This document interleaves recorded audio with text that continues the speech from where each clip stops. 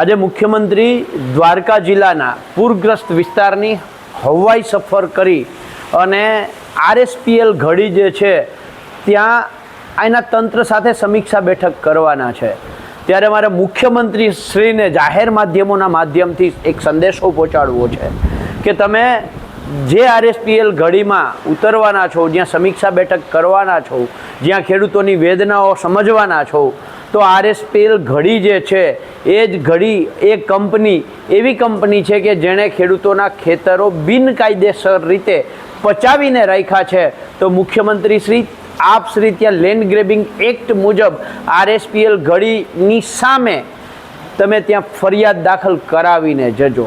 આ એ જ આરએસપીએલ ઘડી છે કે જેણે આપણા પોલ્યુશન બોર્ડને લાખો કરોડો રૂપિયા ભ્રષ્ટાચારમાં આપી અને ત્યાં ભ્રષ્ટાચાર બેફામ કરતા રહ્યા, પ્રદૂષણ કરતા રહ્યા અને નામદાર હાઈકોર્ટે 20 લાખ રૂપિયાનો દંડ પોલ્યુશન બોર્ડને કરવો પડ્યો છે। અને પછી પોલ્યુશન બોર્ડે આ આરએસપીએલ ઘડીને 1 મહિના માટે બંધ રાખવાની નોટિસ ફટકારી હતી। આ એ આરએસપીએલ ઘડીમાં મુખ્યમંત્રી શ્રી તમે જાઓ છો।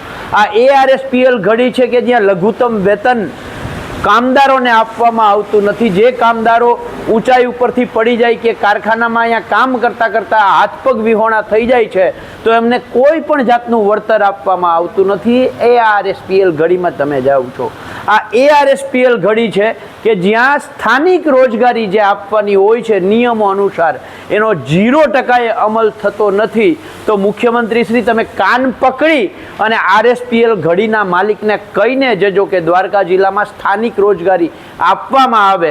એ તમે એવી જગ્યાએ કે ભ્રષ્ટાચારના અડ્ડા ઉપર તમે ઊભા રહી અને તમે પીડિતોની વેદના કે વ્યથા સમજવા માટે સમીક્ષા બેઠક કરશો। એ સમીક્ષા બેઠક કેવી હશે એમની અમને ક્યાંક ને ક્યાંક શંકા છે। હું તમારાથી 1 જ કિલોમીટર દૂર છું, ત્યાં તમે આવો, હું તમને આખી આ વાત આરએસપીએલ ઘડીની પણ કરું અને આ વિસ્તારની અંદર જે પૂરગ્રસ્ત આખો વિસ્તાર છે, કયા ગામમાં શું સ્થિતિ છે, એ આખી વાત હું તમને સમજાવી શકું એમ છું। પણ તમે અમારી પાસે તો આવશો નહીં, એટલે તમે આરએસપીએલ પાસે જશો તો આરએસપીએલમાં આટલી બાબતો છે। એમાં ખાસ કરીને મહત્વની જે રાજમાર્ગો છે, એક ગામથી બીજા ગામને જોડતા રાજમાર્ગો છે, આ રાજમાર્ગો પણ આરએસપીએલે બંધ કરી દીધા છે। તો આ ખુલ્લા કરાવીને મુખ્યમંત્રી શ્રી આપ જજો।